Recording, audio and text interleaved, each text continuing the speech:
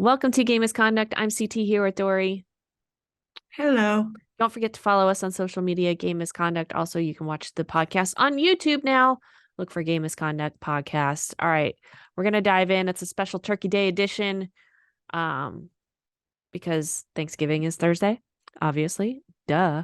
And let's just talk about the week that was. We are looking at Mm. Dallas, a 5-4 overtime win. Great win. Yeah, Was a little shaky, but a good win by the boys. Then I the think light, so. yeah. Then the Lightning win over Calgary 4-1, and Bigger then win. they win in overtime in Nashville 3-2. And Nashville, for anybody that has listened to the show, for quite a while, knows that I always feel that Nashville is one of those teams that the Lightning just really struggles with, struggles playing against, especially in Mhm. Nashville. So I thought that was like I felt like it was a personal victory. Yeah, I and was and like, the Lightning got yeah, to see their buddy Ryan McDonough in yeah. Nashville, which Ryan will be making his return to Amalie Arena on December 8th. So I know that's a game that's marked on a lot of people's calendars. Um, Yep. so that's coming up. And then we didn't record yesterday because there was a game last night on Monday, which has been a little strange this Mm. season so far. And Boston beat the Mm. pants off of them 5-3. Although I will say that first period was probably the best first period of hockey I've seen all season from the Tampa Bay Lightning. Mm. Mm. And one team Agreed. went into the locker room and made adjustments, and the other team didn't. Yep, exactly. I felt the exact same thing. I thought the first period was amazing. I thought they gelled. It was like, okay, they've got it figured out. This is, they were on a 4-game win streak. Mm-hmm. And I thought, oh, is this it? Is this the one? And then the second period happened. This team historically struggles in the second period. Mm-hmm. It doesn't matter who's on the roster, what the lineup is. For some reason, this team really struggles in the second period. And it was an epic meltdown that I just don't think they could come back from. Yeah. There was a no-go call. There was a couple scrappy moments. And then Patrice Bergeron getting his 1000th point was a big deal. And Mm-hmm. that's just kind of momentum killer right Yeah. there, Yeah. which was kind Yeah. of cool to see Patrice Bergeron. And I will say, even though the Boston fans were many in Amalie Arena and obnoxious, some of them, even when Patrice Bergeron got his 1000th point and it came on the big screen, Lightning fans stood up or clapped. And I thought that was very classy because Patrice Bergeron is one of the best players in the NHL, and he's pretty much a class act, that guy. Like, Yeah, I he don't really remember is. him Yep. being embroiled in any kind of scandal or any kind of Mm-mm. crazy stuff like his Mm-mm. teammate Brad Marchand. So Patrice Bergeron, he's a stand-up guy. Like, we could have him on the Lightning, it would be a wonderful day. Okay. So I thought it was very classy of Lightning fans. Just want to put that out. Yeah, I think he's a classy guy. I will say that I do think, I guess, and I don't know if we talked about it last week, but Nick Paul Can was do it awarded all. a massive contract extension after last season. I was a little hesitant on it because I felt like, I don't know. Yeah, he had a great year, but he's the second scoringest. I never know what to say. Second scoringest Lightning so far this season. So far, money well spent. Yeah. Good job, guys. I like to say Yeah. Nick Paul can do it all. Mhm. Yeah, he's really become really kind of coming into his own this year. And you love to see it when a guy goes through kind of a little bit of adversities. I guess we could say Nick Paul went through some adversity before ending up on the Lightning. And then, I'm sorry, I don't care who you are, but if you get traded and you're going to the Lightning, that's an upgrade. Absolutely. The end. So he comes on the Lightning, and there was a lot of questions about what's he going to do. Last year, John Cooper called him the little gem, because they weren't really expecting him to produce as much as he was, but by all accounts, Lightning fans fell in love with Nick Paul. Turned out to be like just a hard worker, a very Yanni Gord type, just keep going, going, going.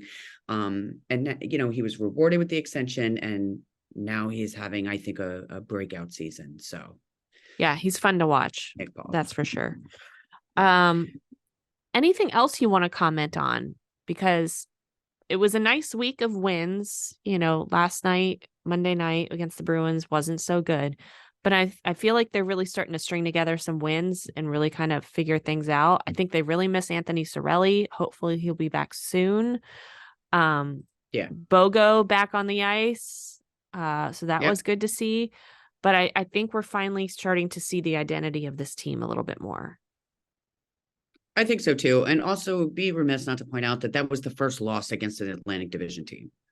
Right. So right. It's not, I mean, it stinks. It's the Boston Bruins, but at the same time, they're winning. They have a winning record. Yeah. And it's really still early, but I think we're now starting, usually, December is the target for who are these guys? Mm-hmm. And I think we're kind of starting to see it a little bit early, a little bit sooner. And I'm fine with that. Yeah. So the guys are off through Thanksgiving. Hopefully they don't eat too much turkey because they play at 8:00 at Amalie Arena versus the St. Louis Blues. It's part of the 2022 NHL Thanksgiving Showdown.